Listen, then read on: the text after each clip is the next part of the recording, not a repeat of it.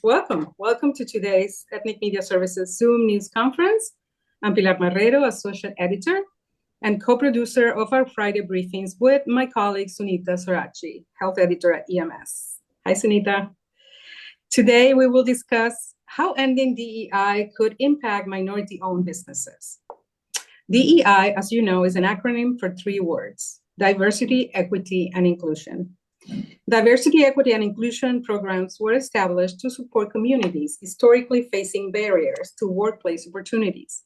DEI has its roots in the anti-discrimination legislative movement of the 1960s. The beneficiaries of these programs are not only racial minorities, but also include white women, veterans, and individuals with disabilities, among many others. Many of the benefits DEI has brought remain overlooked by public opinion. For example, DEI supporters advocated for workplace breastfeeding rooms, just to name one. In the current political climate, those 3 words have become sort of bad words. President Donald Trump and other Republicans have used and continue to use that as a wedge issue, projecting the image of mysterious maneuvers that promote people unfairly and not based on merit. The Trump administration issued executive orders to terminate all federal programs related to DEI and directed federal contractors to stop promoting diversity. This move will likely significantly impact various sectors, with small businesses potentially being among the hardest hit. Over 40% of small business owners are women. 4 in 10 are foreign-born. 1 in 5 are racial minorities, and with Latinos making a significant portion of that group. This panel will explore DEI, the effects of these policies, and the potential consequences of the ban on the powerful and diverse economic engine of this country, U.S. small businesses. Our guests today are Delaware Syed, former Deputy Administrator of the Small Business Administration, SBA, Elizabeth Barrutia, President and CEO of Baru, an independent and woman-owned agency dedicated to elevating multicultural marketing and media. Thomas Sáenz, President and General Counsel of MALDEF, the Mexican-American Legal Defense and Education Fund. And Dr. Esther Celedón, founder of Be Act Change, a small business affected by the policy changes. Speakers, EMS is indebted to each of you for always being on hand to share your valued expertise with reporters and communities who may be in greatest need of your knowledge. We remind you to speak slowly for our Spanish and Mandarin interpreters. Reporters, I hope you have come with many questions. Please enter your questions in the chat and we will take them as we go. Let's start with Delaware Syed, former Deputy Administration of the Small Business Administration, SBA, and who served until recently. Mr. Syed, welcome. Thank you. Thanks for having me, Pilar. Please go ahead and share with us, as a former Deputy Administration of the SBA and public official in administrations whose state policy was prioritize and support small businesses and minority-owned businesses, can you put this issue in context for us? Absolutely. Again, thank you for the opportunity and great to be with you all. We prioritize serving all Americans. And I want to emphasize the word inclusion in the DEI. That means everyone is included. It is not at the expense of any other segment of society. And there's a very good business reason why we did that. Because here's what we saw. When the president made historic investments, President Biden, in building our country, as bipartisan infrastructure law, the CHIPS and Science Act, building industry of the future, we experience a historic rise in entrepreneurship. What's interesting about the rise of entrepreneurship is it happened disproportionately in communities of color. As an example, Black women starting a business at 4 times the rate of any other American. Black women. There's a pent-up demand for entrepreneurship in this country among Hispanic community, Asian communities, veterans. You mentioned that. Absolutely historic number of startups founded by veteran entrepreneurs who have served our country and now are serving the market. So we responded to that with these programs to make sure there's access for capital through regional banks and community banks who actually bank with these communities. That there are mentorship programs that we're doing this in partnership with ethnic organizations that actually engage with our communities, right? So these were efforts, they were designed to serve this fastest growing segment of entrepreneurs in our country, who happen to be this time, to our delight and to every American delight, people of color, while we're also serving folks in rural America and all other American groups. So I think that was just, I want to put that in context. Now, unfortunately, what we have seen with the Trump SBA, rolling back these programs, what that means is that unmet demand for services to build your business, to grow your small business, to have access to SBA loan, to have in-language support, to have access to lenders in your communities that actually provide SBA loan, that is going to dry up. Number two, we saw recently Doge, Elon, they did a 20% layoffs at SBA. I'm a CEO, I'm a former tech entrepreneur turned public servant. I've been a turnaround CEO. Before you turn around a company, you go inside, you look under the hood, you understand what's going on, you talk to customers, you talk to partners, you understand the needs, and of course, you streamline. And let me tell you, I share the impatience of folks in the industry who want to see reform, better efficiency. We all share that goal. But the approach to, without even stepping a foot in these agencies, laying off 20% of the workforce, many of them are folks who are providing customer service. So an agency that may already be challenged with customer service, now you have even longer wait times to get your question answered. Unanswered email. That's what it's doing. And it affects not only entrepreneurs of color, it would affect every single American who wants to work with SBA to start a business, to grow a business.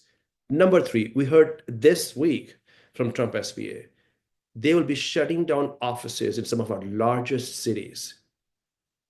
I had to make sure I was reading the news that I wasn't reading something that was not accurately reported. It came from the new administrator herself. Shutting down offices. Mr. Syed, please remember to be a little bit slower for the interpreters. Thank you. Absolutely. Thank you, Pilar. I am guilty sometimes of talking too fast, so I will slow down. So shutting down offices in New Orleans, places like Chicago, Denver, and likely more. This is where these are the economic engines of our country. And of course, you have disproportionately minority entrepreneurs who are present in these communities. That doesn't help us serve this unmet need of these rising, class of entrepreneurs. Finally, let me talk about federal government contract, and that's an important subject. The United States government spends $700 billion a year on federal government contracts.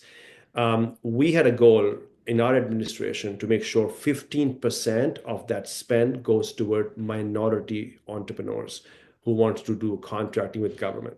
It's a terrific opportunity for them to build a business. And we saw a rise in federal government contracting, especially in the Asian community, African-American community, and of course, in the Hispanic community.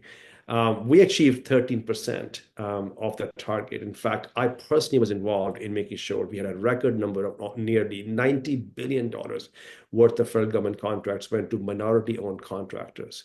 This administration is rolling back the target. Instead of maintaining and growing it, they have rolled it back to 5%. And let me spell this out for you what that means. That means literally hundreds and hundreds of minority small businesses and small contractors, women contractors, veteran contractors who are working with the federal government will not have contracts and will effectively shut down, impacting thousands of workers. So the attack on so-called DEI or diversity, equity, inclusion is actually an attack on American entrepreneurship in ways that I have just spelled out for you. And unfortunately, this is just the start. So let me, as I close out, let me say this. We know this, that immigrant entrepreneurs have had a disproportionate role in building our country.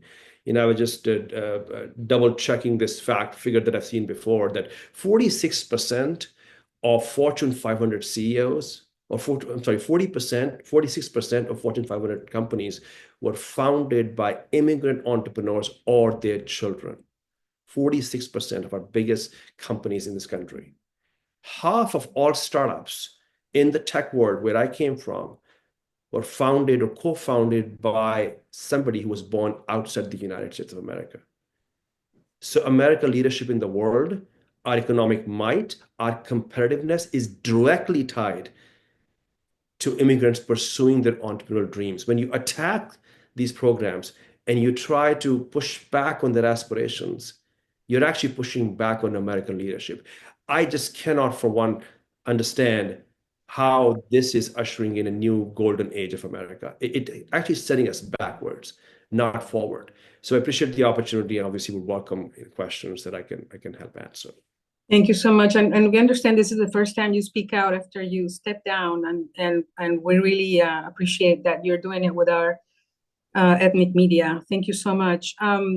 So let me see if I understand. So the executive orders that the president signed regarding DEI, do they forbid administrations such as the SBA to do anything related to any kind of diversity? How does it work? It just shuts down that work?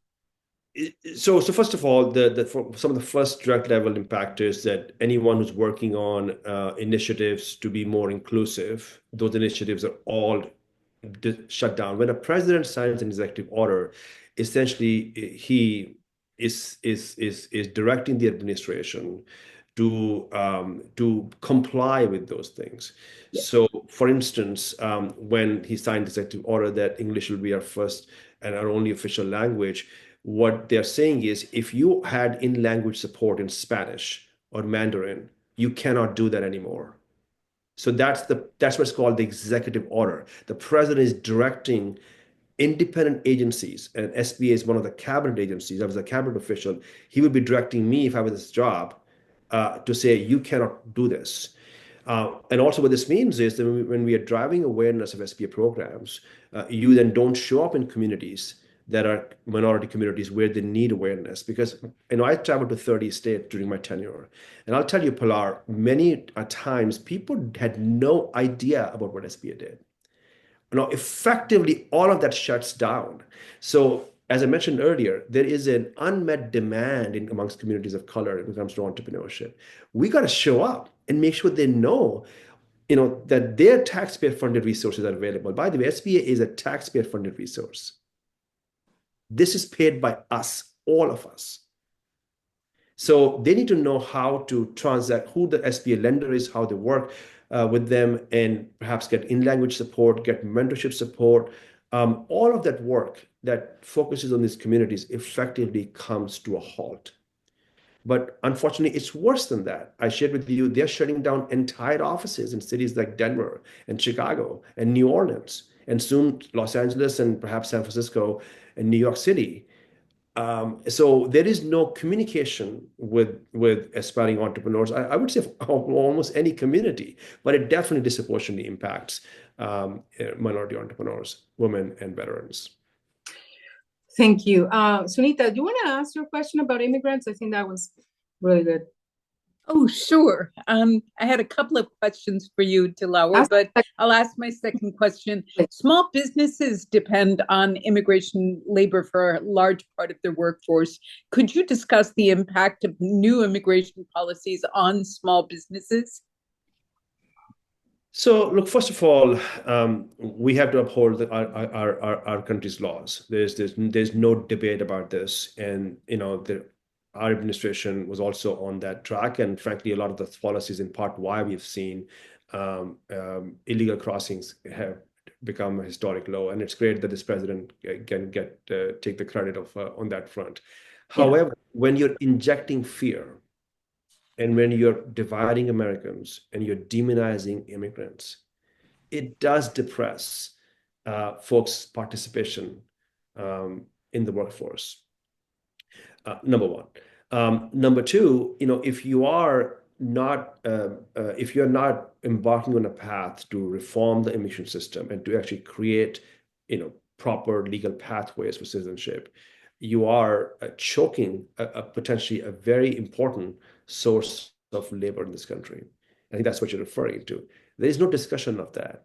all we hear is obviously demonizing groups, but we are not talking about how do we streamline application processes for those who are seeking to become a resident, those who are seeking to become a citizen. So it does have an impact, and not just for small businesses, but frankly for the entire industry, because increasingly, this immigrant force is key to sustaining our economy, especially quite frankly, in many industries where native-born Americans are not playing their role as workers, quite frankly. Whether it's agriculture, whether it's hospitality, frontline workers, gig workers, our modern day lives are depending on the hard work and sweat of these immigrants. And so we gotta have an environment where we make it easier to folks to be able to come to this country, obviously lawfully, follow the rule and law, and become productive citizens. Unfortunately, we're not seeing any conversation on how to actually enable that. Thank you. We need to move on, but please stay around because we'll have more questions after. Thank you so much.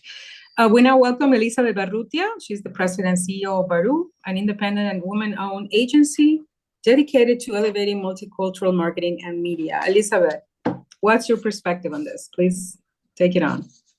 Good morning, everybody. It's a pleasure to be here. And Mr. Syed, thank you for your thoughts in your presentation. I am an SBA approved WOSB. Oops, I am sharing the wrong screen. Excuse me. I am trying to get to a couple of slides that I had prepared in advance of this meeting. So apologies for the technical glitch there. Let's try this again, shall we? And I just recognize that. Here we go. I have a little presentation here that I'm going to share with you guys. So I'm an approved SBA WOSB. And I have to tell you, Mr. Syed, you had said that all of these local offices are being shut down in large metropolitan cities that are largely comprised of multicultural and immigrant populations. It's challenging to navigate applying to be part of the SBA and be an approved WOSB. There's a lot of hurdles that you have to jump through. So the fact that they are closing down these local resources is going to make it even more difficult for entrepreneurs to become certified as an approved SBA vendor. And that SBA approval is really important when you're trying to pitch federally approved contracts or federal contracts. So for those of you who are not aware how the federal system works, they'll put out a bid, which is called a request for proposal, and they offer set-asides for small businesses like mine. I'm currently involved in 3 different federal RFPs that started prior to the change of administration. And frankly, as a woman-owned Latina corporation, I am very concerned that the services and programs for which we were bidding on are actually going to be eliminated now because they happened under the Department of Health and Human Services. That being said, I'm going to jump into the impact of what the dismantling of DEI could potentially have on my business in marketing and advertising, because there's a whole ecosystem that falls underneath it. So very quickly, how we position ourselves right now as an advertising and marketing agency is we are culture connectors in strategy, media, and creative. And so we uncover insights that help us develop bespoke marketing solutions based on today's multicultural society. I think that what's happening with the dismantling of DEI is effectively going to attack everything that we do. So we're going to talk about what that means. We're going to unpack it, and then we're going to talk a bit about what we're doing to shift. So very quickly, we're an independent agency. I own it. I founded it 18 years ago, almost, here in Los Angeles, California. We specialize in reaching diverse audiences in very high touch moments. And we really focus on the intersectionality of brand awareness, engaging our audiences, and building positive social change. We've worked on a tremendous amount of programs that offer help and resources to underserved communities in hard to reach and hard to convince communities as well. So what that means is We worked on the vaccine campaign for the state of California. We've worked with Planned Parenthood to make sure that immigrant populations and women of color have access to reproductive health. We work for organizations like Covered California and the Affordable Care Act, ensuring that people have the understanding that affordable healthcare is accessible to them through subsidized insurance. All of these issues are under attack right now with what we are doing. We also work in the public sector, in the private sector. So we work on public programs and private programs. So to the left of the screen, you see that we have large corporations on here like Walt Disney, for example, who are also starting to align with the policies of dismantling DEI. That's a problem. And we'll talk about that in a bit. But this is a problem that as we continue to watch it unfold, this is only a month and a half old, right? This issue that we're dealing with. So I don't have a crystal ball, but I can give you my perspective on how I think it may unfold and impact us as an advertising agency, but it has other big consequences. So let's talk about who it will affect. Obviously, at the very top level of these private sector corporations, it's going to impact who these large corporations put in place as their diversity, equity, and inclusion employees. And what that means is, first of all, let's just talk about this. They might still have an inclusion officer or a diversity officer, but nobody is talking about equity anymore. That means it's going to affect equitable pay on a corporate structure standpoint for people. It also means that from a marketing standpoint for us, those individuals who oftentimes were empowered to work with their contracting and procurement departments to push for DEI representation for small businesses, they're now no longer going to be held accountable to a certain percentage of contracts, like Mr. Syed spoke about, where he was accountable to ensure that they were trying to achieve that 15% going to diverse enterprises. That's not going to happen anymore. Now they have a new goal of rolling it back to 5% on the government sector. Well, I don't even think that the private sector will be held accountable to even 5% if that's the case. So it's going to be up to each individual person who is an employee of those private sectors to ensure that their moral compass is aligned to helping small businesses and minority-owned businesses. So who this affects? People like me, owners of these businesses, and all of my employees. I have 32 of them, but there are a lot of other minority-owned businesses who have a lot more employees than just me. It affects all of us. All of my employees are minorities. It also, as an advertising agency, affects the media landscape. If I don't have contracts coming in, if I don't have advertising solutions, then the media landscape is also going to be affected, meaning my diverse suppliers, like ethnic media services, like broadcast and television stations or print outlets or digital publishers or content creators. And we'll get into that a bit. These were originally supported by policy and regulations that demanded internally that we had a minority percentage allocation, even in our media services contracts. This is a lot to unpack because there's a trickle-down effect. So what happens when even the minority outlets are not getting the percentage of allocation of dollars from marketing? That means that the messaging is affected for the larger consumers. That means the audience, there's downstream consequences for the audiences who are not getting a lot of messages, especially when there are programs and services that are being offered that are supposed to help the underserved, right? Whether that is health benefits or educational benefits or financial attainment. So who are these marketers who are choosing to walk away from DEI? These are the Walmarts of the world, the Targets of the world, the Disneys of the world. I'm not so worried about Disney because they will always cater to my multicultural and minority audiences, but I do worry about organizations like the Walmarts and the Targets because they're walking away from segment-based products. They're walking away from innovation that generates money for their bottom line, but it also fuels our economy.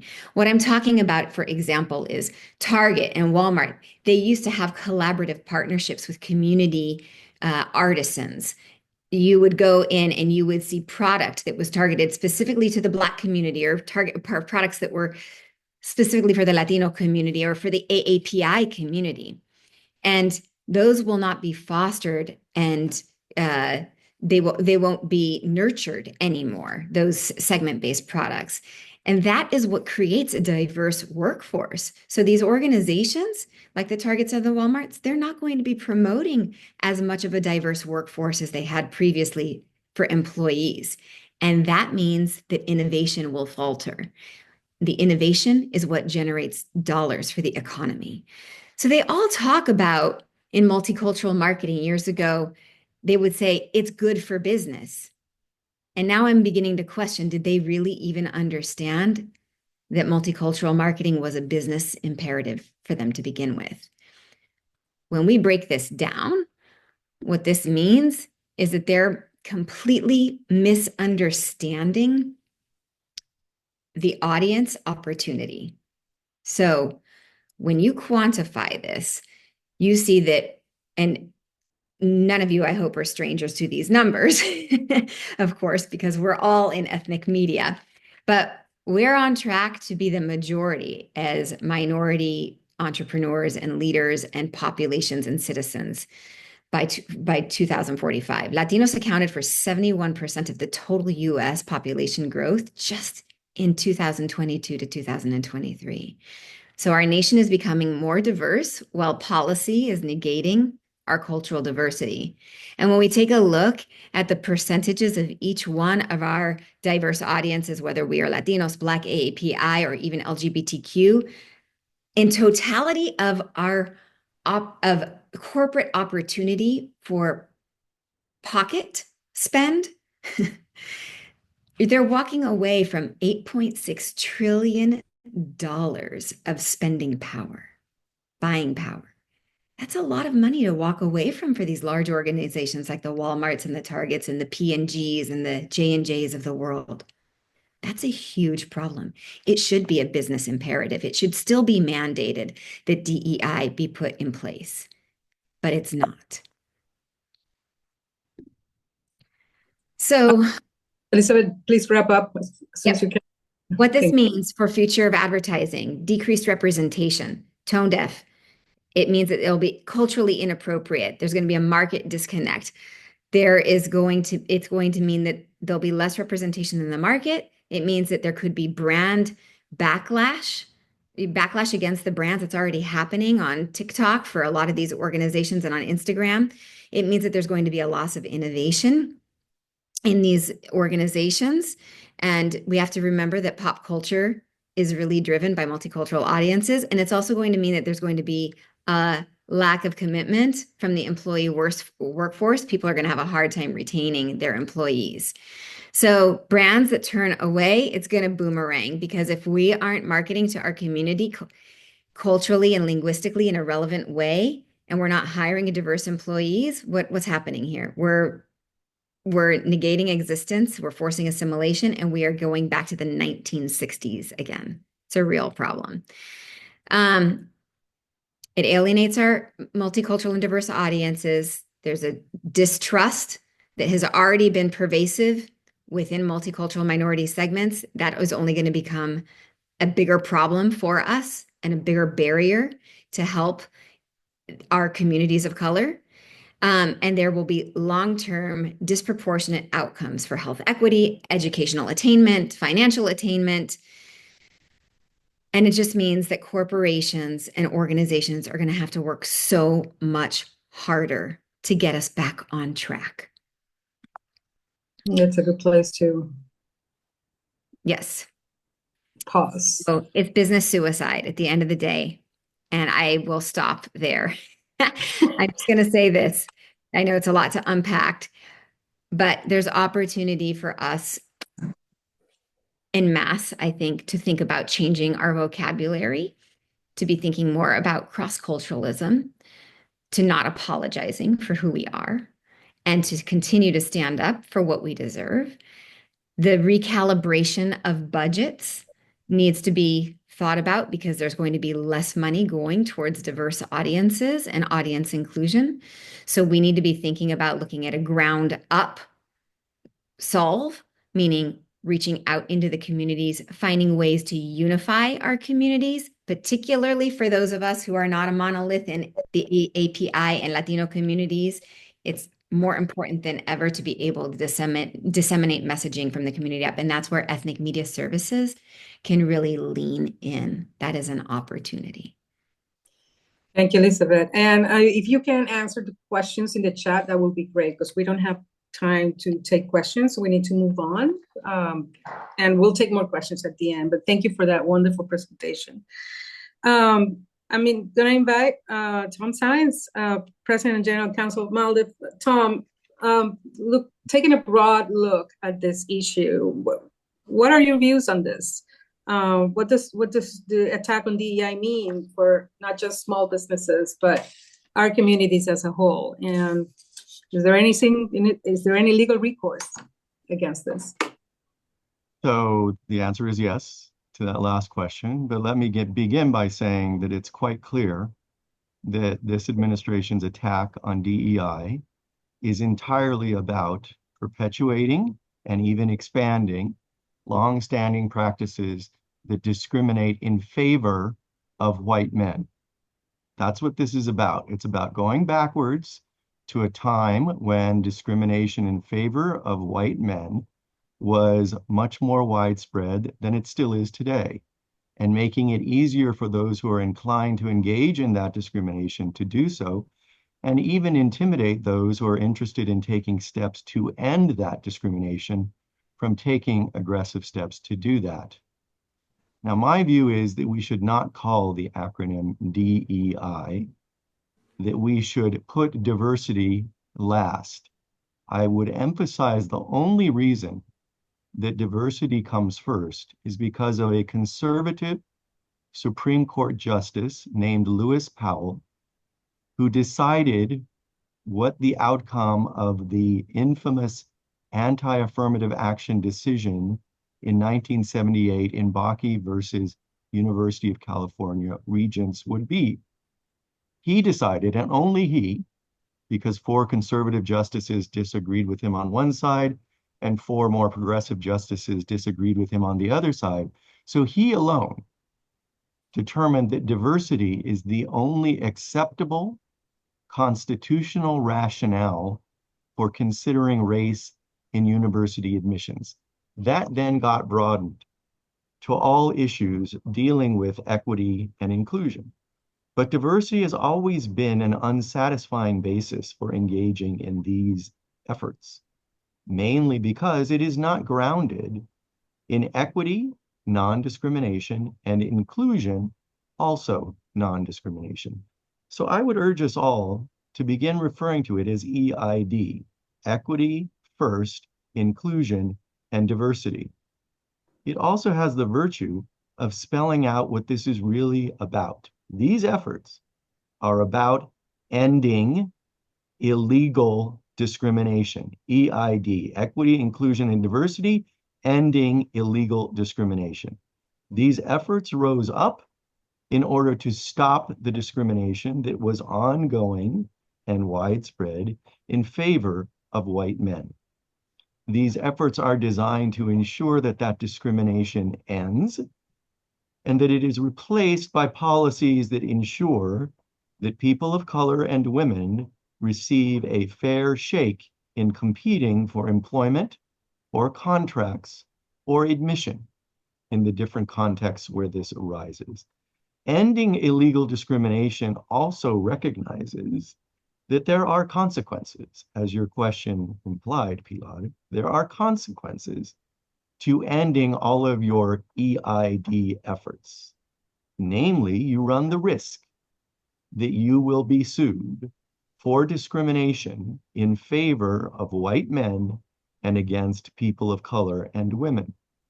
The Supreme Court over decades, going back to 1978 with that Bakke decision, has addressed what the law is with respect to efforts that consider race in the context of employment, government contracting, and admissions. That law is clear.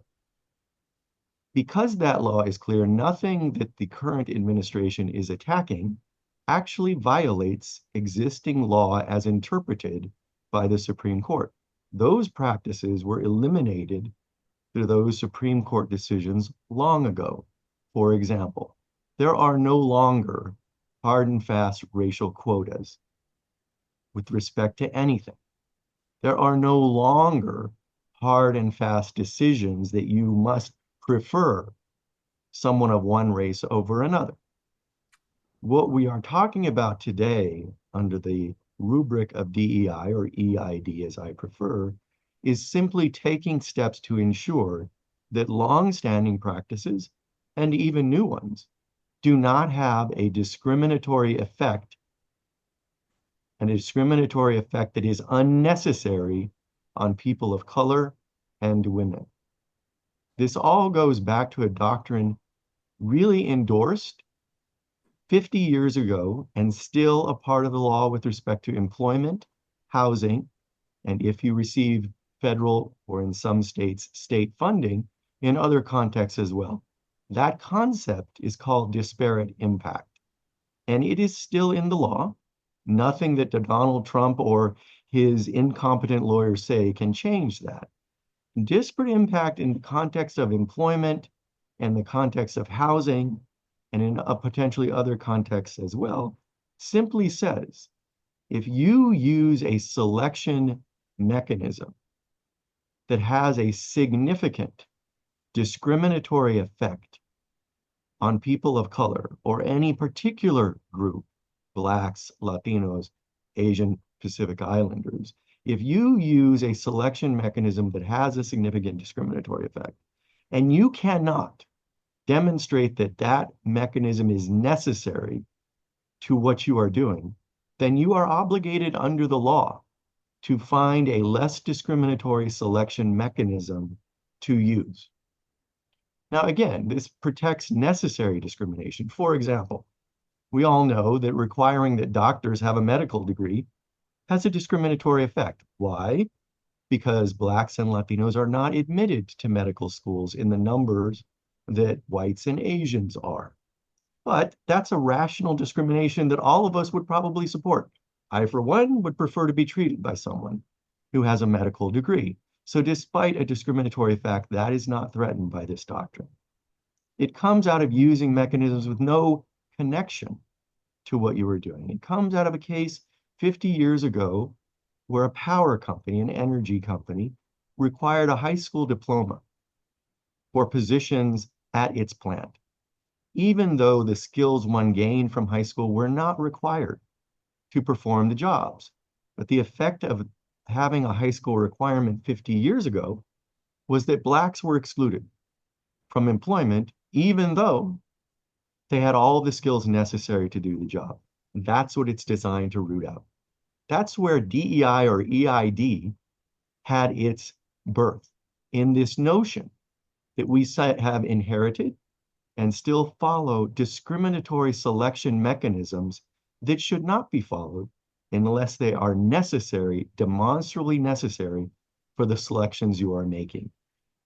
To conclude, the result of this attack on EID will be the effort to end illegal discrimination will be disrupted.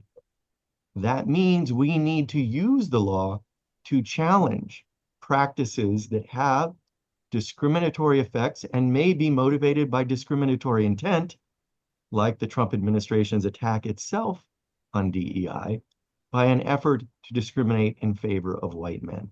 That's what we face, but the mechanism to respond is to challenge discrimination where it occurs, not to be afraid of doing so, because those challenges are necessary to get beyond this intended discrimination in favor of white men? Thank you, Tom. It's pretty clear. Let's move to the next speaker because time is running really fast today. And let's invite Dr. Celedon. She's the founder of BEAC Change. I wrote an article. I read an article she wrote that was very impressive, and I want her to talk a little bit about her story and why she wrote that article, and why are you so concerned about these changes, Esther?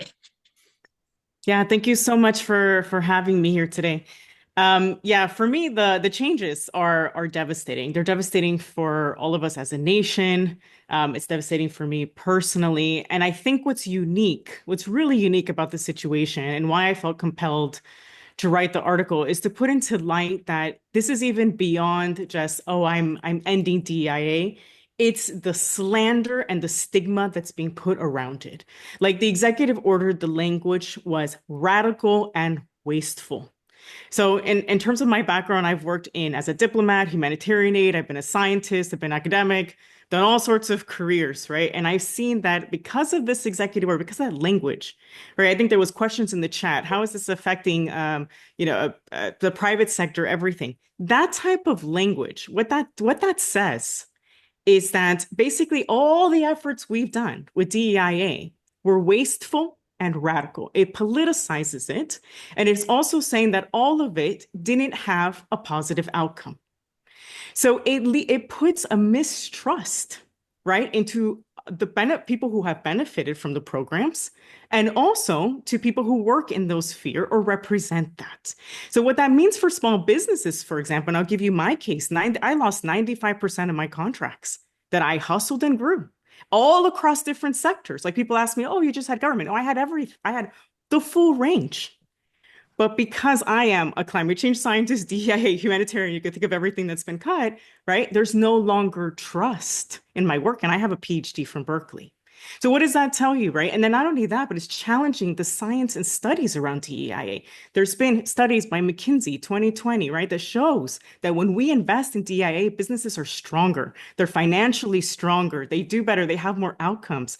But now because of this language, we're basically saying, no, you can't trust the studies we have. You can't trust the outcomes we have had to date. So the slander has been super dangerous for all of us because not only working in this field, but it's not just changing a policy. It's just saying that all of our advancements, that they don't mean anything. And then on top of that, it's also saying that we don't have any wrong to correct, right? So I want to just build on all the panelists, right? This was created because in our history, there has been a wrong. Right, people of color, women, name it, disabilities, we do not have the same access to information. We don't have the same access to opportunities. DEIA, all it does is allows us to knock on the door, right? It corrects a wrong in terms of holding these spaces just for a few. But by changing these languages and doing these policies, we're now saying that actually there's no wrong to correct. Everything is fine. And actually all those things we were doing was radical and wasteful, right? And it also labels us. It puts us in a label. So that makes also fearful for anyone who is an DEI advocate. It puts fear for them to invest in it. So for example, like universities are fearful that if they continue DEI programs that they know are beneficial to their students, they can lose federal funding. Now on NSF grants, you can't use 200 or 300 words that say that they will benefit certain groups because they won't get funding in fear of it. Companies are scared of lawsuits, right? We're seeing that in the presentation, that if they do any efforts, they're going to get sued by their shareholders. But what does that also put light to us? Who are the majority of shareholders, right? Who owns that narrative? And I think it's been nicely said, right? It's white male, right? So they're using also the legal system that they put fear.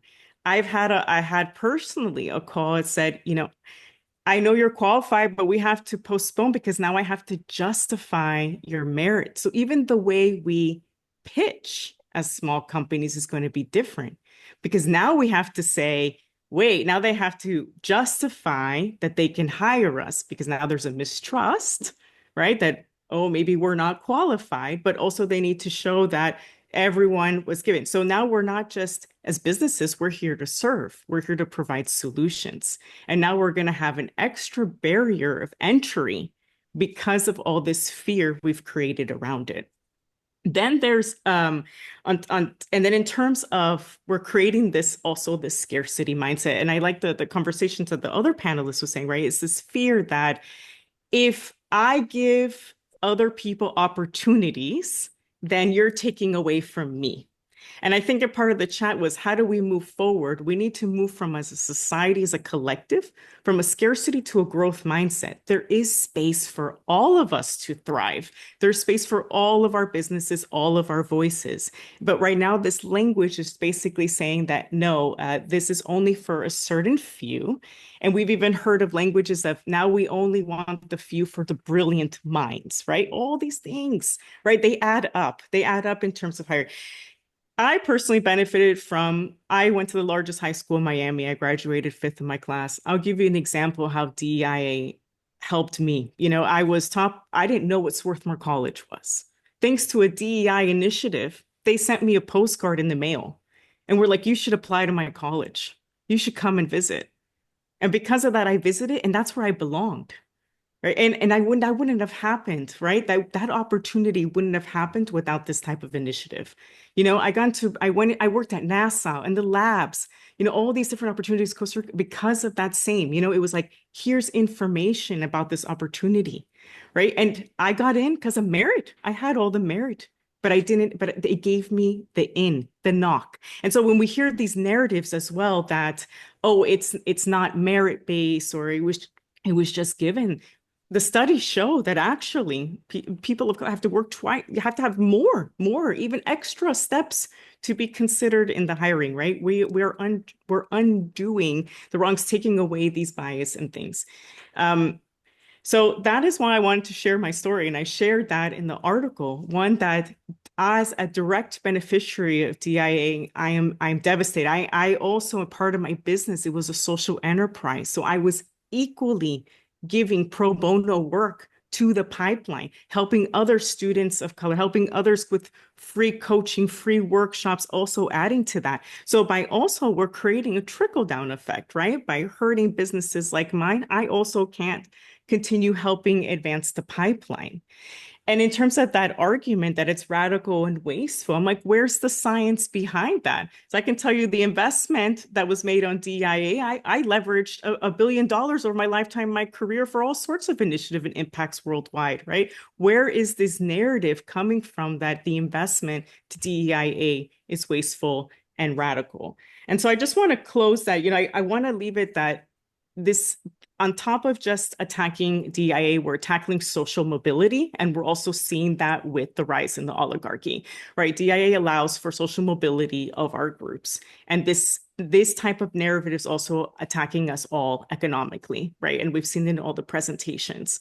And so it has this direct correlation. And so the way around it is, if we need to we need to come together as a collective, we need to collaborate together, we need to open doors for each other. And now it's just going to have to be a lot of us coming together to create these opportunities and also change the narrative. I think we're here with media, right? Let's showcase the stories on how DEIA is great for business. Let's change the narrative on how these opportunities do help America be stronger, better, more prosperous.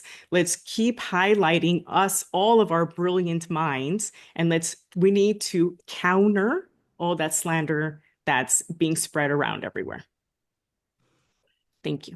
Thank you so much for sharing your story and for being with us. And when I messaged you, you immediately said yes. So we appreciate that. Okay, we have so many questions in the chat. I've lost track, but there are some people that have more than once posted questions. So Henrietta, do you want to pick one of your questions and just ask one particular person or everyone in the chat, in the panel? Henrietta Butter? Yes, I was wondering if the whole attack on DEI is also very narrowly focused um, in the attack on in the focus on um, ending waste in the government and in um, dismantling DEI, is it all on a false narrative that's going to come back to haunt this country? For example, how will this be manifested in the future down the line? Will it be a slowdown in the economy? What other broad effects will it have that we can see to everyone? Who wants to take that? I'll start by saying there are many policies by this administration that will result in an economic slowdown. This is one of them, but also removing hundreds of thousands of immigrants from the consumer ranks and from the worker ranks will also hurt the economy. And finally, tariffs will undoubtedly hurt the economy. So we're facing an economic slowdown in all likelihood as a result of all of these policies, including this one. But its particular harm is that discrimination, the self-serving reason that this country outlawed discrimination, is that when you discriminate, you lose out on the talent and the genius of a significant portion of the population. When women were not allowed in the workforce, except as secretaries and administrative assistants, that meant that all of the genius of women was lost in our workforce. As an undoubted effect of that is that our economy moved at a slower rate, advanced at a slower rate than it would have if we were accessing the genius of the entire population, the talent of the entire population. So we're going backwards on that, and that will have long-term effects. Okay, thank you. Richard Sandoval, you want to ask your question? Richard Sandoval, can you?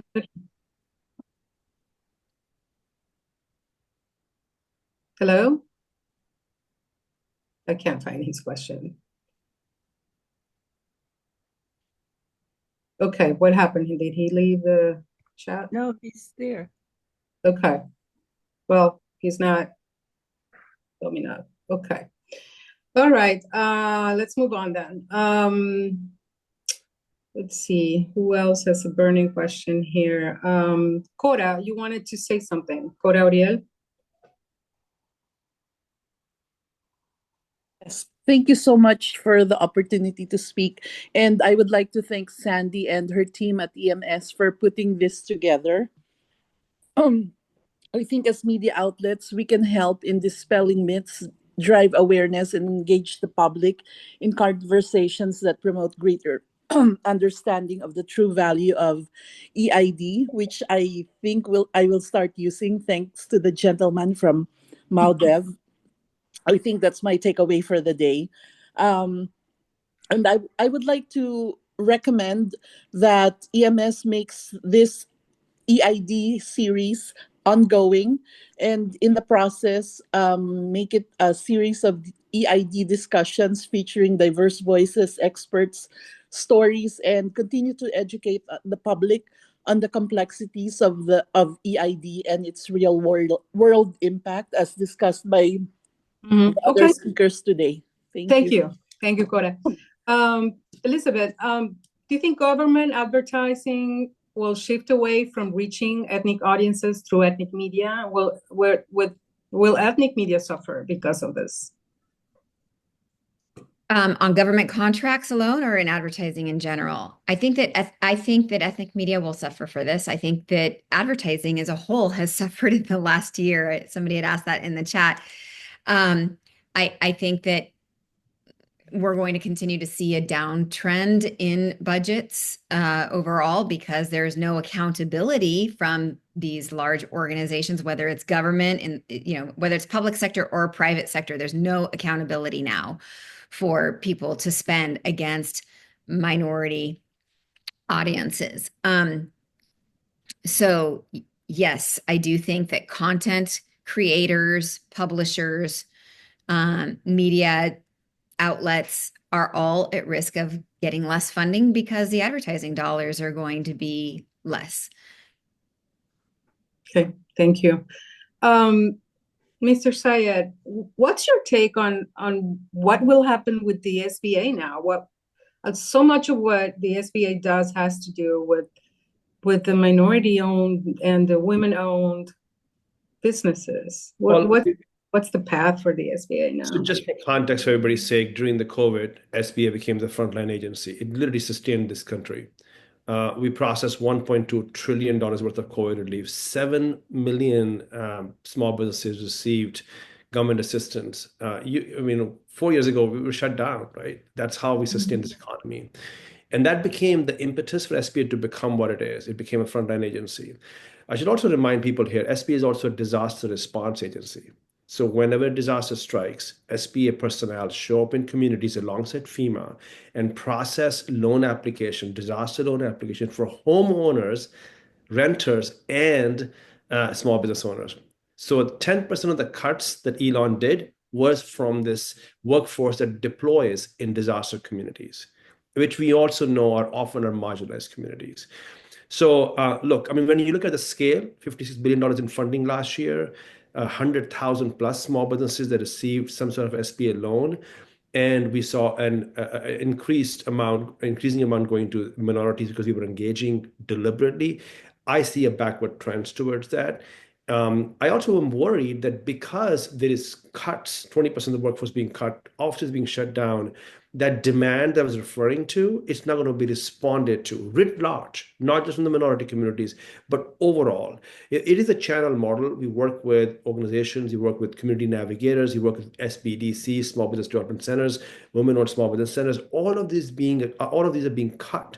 That's how we reach this very broad and fragmented swath of small businesses, 33 million of them in the country. So there's no way that it can maintain or, by any means grow what it did over the last years and this trend that we saw. So it's very unfortunate that the agency will, see a backward slide. I do want to end on a hopeful note. I know a few folks have asked this question. They said, you guys stated the problem, what's the solution? Well, the solution is we still remain a multiracial democracy. Let's not forget that. It's in our hand. Look what's happening right here in this call. So the first is to actually raise awareness of what's happening by telling these stories, this impact that's happening and we're facing all over the country. And then you organize and mobilize. There is a midterm coming. We've seen even this president, with all his tendency to be, frankly, sometimes not very democratic, responds to public criticism. We've seen the back and forth on this trade policy. And so I'm optimistic that if we build our organizing muscle, talk about impact on everyday Americans, which is Americans of all shades and background, there will be a reckoning at the polls. Elections have consequences. And it's not like he won by a landslide. There's a 2-seat majority in the US Congress, in the lower house, 2-seat majority. And so there is a light at the end of the tunnel, but we have to make sure people know the impact. We obviously do support when there's something that's positive, but unfortunately, there's not a whole lot for us to be able to say right now, kudos to this administration, but we educate our communities and make sure we mobilize. The last thing we have to do is, be afraid. We cannot get into this fear that somehow speaking out, somehow talking about this slander, as Esther was talking about, is going to get us in trouble.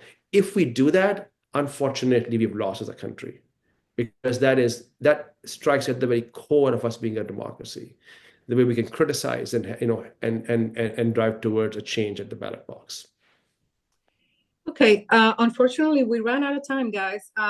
This was such an incredible discussion. I want to go around the panel for very short answers on what your advice is for ethnic media in terms of, well, anything. It could be how to report on this or how to face this, because, of course, attacks on DEI or EID are an attack to the core of what we do also as ethnic media reporters and outlets. So I'll offer this very quickly. Share stories, get stories, have real stories of folks who are actually small business owners in this context. Tell their stories of how this is impacting them, how is tariffs impacting them. That is very, very powerful. And I think you all are uniquely positioned to do so. Yes. Elizabeth, what's your advice? I'm so sorry. I was responding to a question from somebody in the chat, and so I did not hear the question. What was your question? What's your advice to ethnic media and how to face this? Oh, That was actually Cora's question that I was responding to. So I think that focusing on below the line programs, right? Focusing on community outreach, focusing on how we can come together as communities, but less specific, right? So meaning we've always talked about how the Latino community is not a monolith, for example. Forget me. Now more than ever, and AAPI communities is not a monolith.